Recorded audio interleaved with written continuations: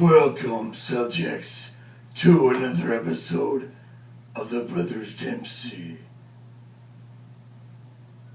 Hey guys, here we are, third trek in on our Hobbit series of tastings. Hobbit series, Trilogy as portrayed, as tasted by Lord of the Rings characters. Yes, and as tasted by the Witch King Aragorn. and Aragorn.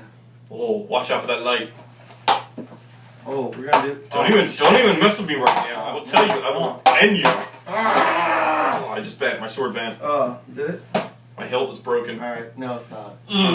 But anyway, our spirit is never broken, and our yearning for new beers is never broken. The spirits are never empty. Spirits At the house of the Brothers Dempsey. Hurrah! Is that what they say? In The Hobbit, hurrah? No, I just said that. Just made that up. Alright, so here we are, friends and fans of all things hobbity, beery, crazy, stupid Brothers Peter Dempsey. Jackson, fat ass. Peter Jackson. Oh, yeah. It had to happen at least once. Alright, the third beer. 3 out of 3, here we go. The Hobbit from the Desolation of Smaug.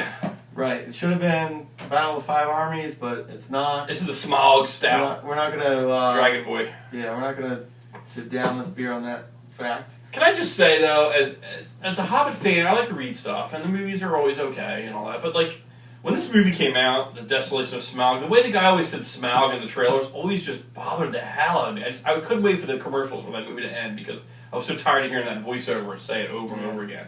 It was like, The Desolation of Smaug. Right. It's just like having a beer over and over again. It gets old pretty quick, so you have to keep looking for more beers. You know? And that's what I say. But yeah.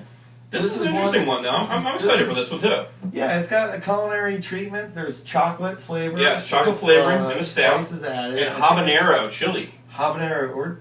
Yeah, it's habanero. Yeah. Habanero. It says light habanero, and I can imagine it's not too strong as people would be bitching about it online. And I'm ready to say, like, oh my god, it's too fucking spicy. Probably they would. They would probably do that. So it's the whole, like, I mean, the Mexicans are big on, like, the chili pepper and the chocolate, like, together. You know what I mean? It's kind of a big thing. It was a big thing, I don't know. Maybe you got a bitter so flavor nowadays, with a lot of heat. A lot of times you know, down south and in other areas you have a sweet hot. This is a bitter hot.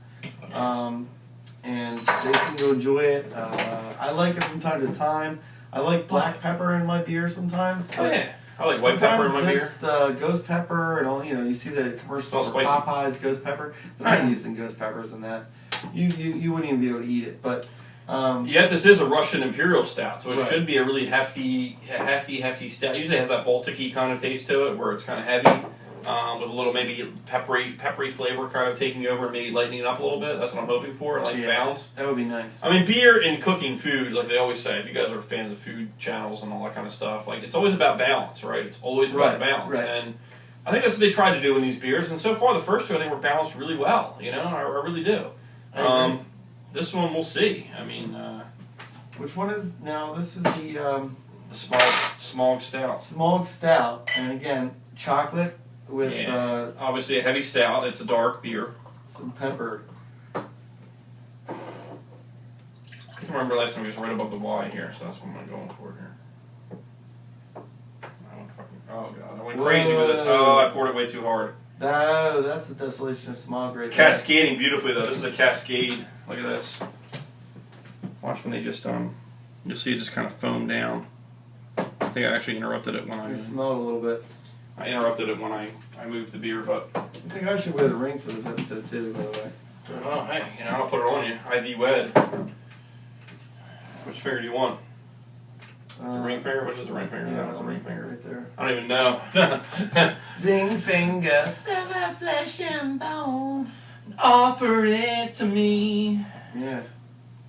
Who would have thought 9 Inch Nails references would come out during the evening? But right, they have nothing to do with New Zealand or hobbits, but or beer. But Trent Reznor kind of looks like an orc at times. He kind of looks like a halfling. I would say. He's like a halfling, like a goblin. Like a half. Yeah. I can see that. A halfling. Alright, whatever. I just like to say halfling in the D&D speak. And then the episode 3. Let's talk about our love for Dungeons and Dragons. I mean, what the hell? This is like.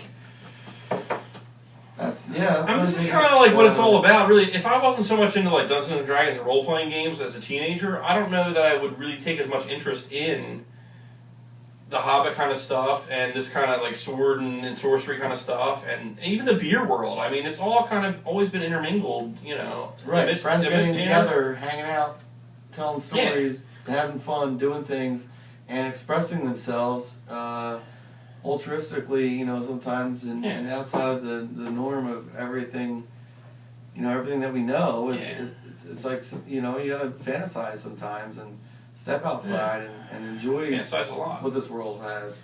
I'm enjoying And I don't know about you guys, but like as a role player, I know a lot of our friends that watch, Tony and I don't know if Steve did. He may have. Ethan, I think he may have. John Lombardo did. Yeah, Callan did. A lot of our friends have had some sort of Dungeons and Dragons role-playing experience, and to me, my favorite part of always doing the Dungeons and Dragons, I don't know about you, but my favorite part was always when you go back to the tavern.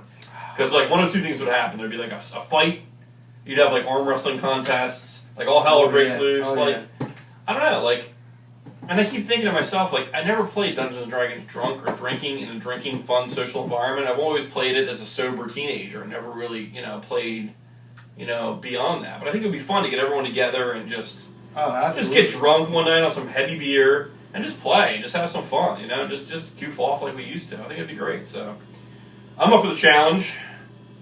If you're up for the challenge, let's do it. Let's make it happen. It'd be an offshoot of the Brothers Dempsey. Yeah.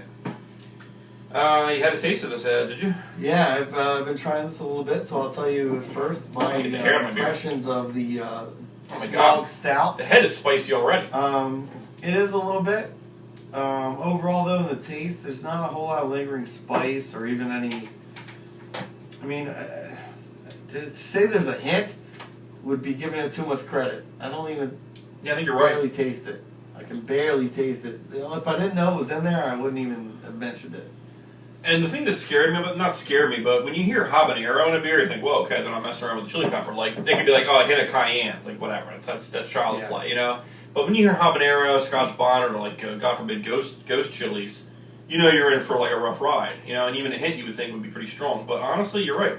I've had hoppy beers that are more strong on the hops end, and spicy Belgian beers that are more spicy from that end than just, you know, so don't let the habanero tag or the chili pepper tag make you think this is too spicy for you. No. I had a delicious jalapeno brown ale at the this is a media beer tasting. Yeah, that was great. This is a pretty fine stout. It's probably, I would have to say right now, my least favorite of the series, and I thought it would be my favorite going in. I would say so too. I like the dark beers,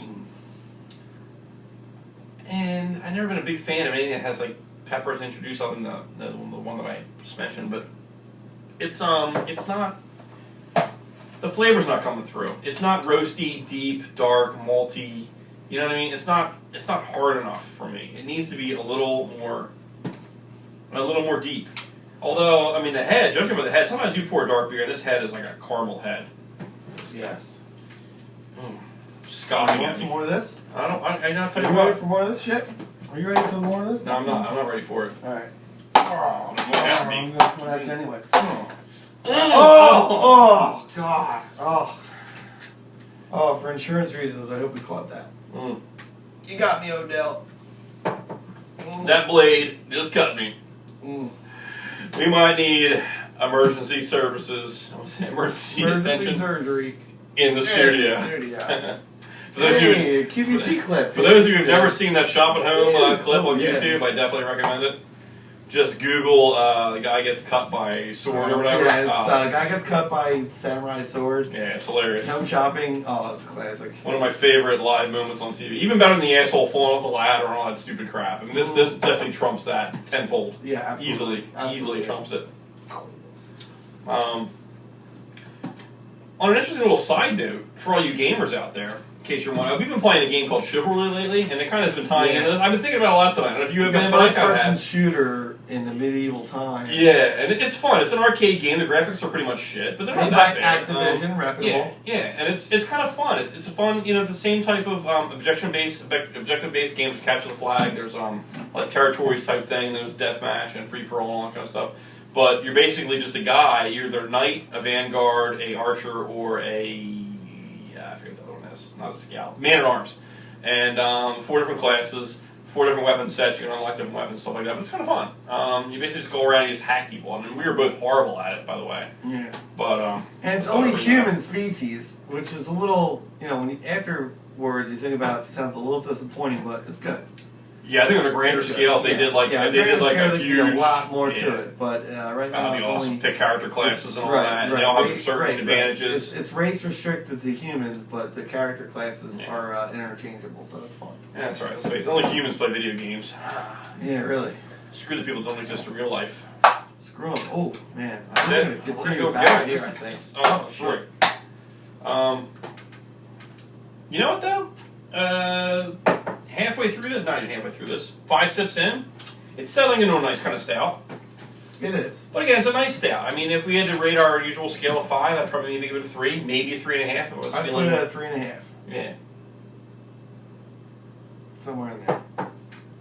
I mean, don't let the Hobbit name just woo you into thinking these are the best beers in the world, but don't let it make you think that it's just a gimmick beer either. I mean, they're quality beers. They're quality beers. Exactly. Thank you for mentioning that too. Once more, if we didn't earlier, this is not like some contrite thing where they're just cashing in on the Hobbit name. Right. This is a reputable brewer who's made some good beers here, and I highly, I think you should check them out. And honestly, yeah, if you go to your local beer store and you get a stout, I mean, I could name hundreds of stouts. I mean, we're talking about a big rating scale. We drank a lot of different beers, and we kind of know what we're talking about. And there are hundreds of beers that are worse than this as far as the stout goes. Just like every beer in the series is probably a lot better than anything that you can get. Any run-of-the-mill beer you can get. I mean, they really are. But when you grade upon like the upper echelon of like what's out there and like the best of the best. Not to quote it, to do a James Earl Jones, Eric Roberts, Chris Penn reference, but the best of the best was a great movie. Pop it, Tommy. Yeah, pop it, Tommy. Pop it. I got some Eric Roberts hair going here. You got more than that. Remember that Eric Roberts movie with the ambulance or whatever? That was a weird movie. Wasn't he in that? Was that him? Where the ambulance would pick up people and like take their body parts and stuff. I think it was. I think it was Eric Roberts. I think it was called The Ambulance. It was one of the hardest working actors in showbiz. Honestly, look at his IMDb. It says maybe one of the most underrated B movies of all time. Staggering. It was like an organ donor scheme where they would just knock people off the street and take their bodies for. Somehow Eric Roberts did not get cast in Lord of the Rings or the Hobbit series, but I mean, come on. That doesn't have to stop you from drinking. Surprised Mickey Rourke didn't go. Right. No. Check these things out, man. They're pretty good, right? You know what? If I had 2 of these, I think by the second of this one, I'd be like, wow, this is really rich and inviting and nice. You know what? What I like about it is I'm starting to get that deeper, richer kind of Baltic feel in my throat, that imperial, hardcore, heavy feel, and it's not there yet, but I think after a couple of these, it'll really sink into your mouth and you really like it. It's not a heavy alcohol taste by any means, again, which I like. I mean, I applaud all these beers for being high alcohol content, but masking it in such a way that the beer is really enjoyable to drink and to really, not necessarily pound, but to really drink enjoyably without feeling like you're gonna choke on every sip. You know what I mean? Yeah. So good. Well put. Oh yeah, that was my brain, just shooting out again. I do it once a night. I think it's time to wrap this series up. Yes. And put an end to the evil that has bewitched the entirety of Middle Earth.